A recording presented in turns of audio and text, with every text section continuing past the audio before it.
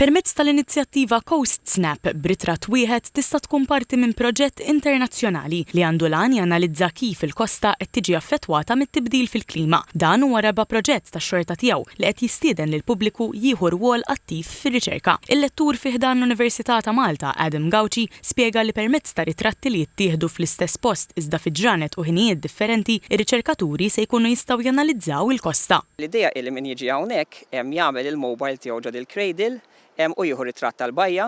Il-cradle għandha angolu li tara l-bajja kollha u dak li jkun kemm jieħu ritratt jiskenja l-QR code li hemm mal-cradle u japplowdja r-ritratt. Ma' TVM News il-professur Alan Dejdun qal li hemm madwar 220 cradle madwar id-dinja f'21 pajjiż differenti. Wara l-fema li wara s-sajf se tkun ta' sfida biex jinġabru ammont sostanzjali ta' ritratti. Ovvjament iktar milli ħafna ritratti fl-istess ġurnata, inkunu rridu ritratti fi ġranet diversi u fi staġuni diversi.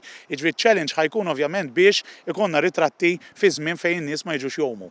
Meta fil-ġranet tal-Maltem pereżempju, hemmhekk ħajkun diffiċli, imma ovvjament aħna idealment ikonna ritratti tul is-sena kollha tajjeb u f'ħinijiet differenti tal-ġurnata. Huma qalu li l-inizjattiva trendi riżultati preċiżi u li faċilment tista' ssir f'bajjiet oħra. Il-professur Dejdun qal li l-ħsieb hu li sistema simili tintrama f'Kemmuna.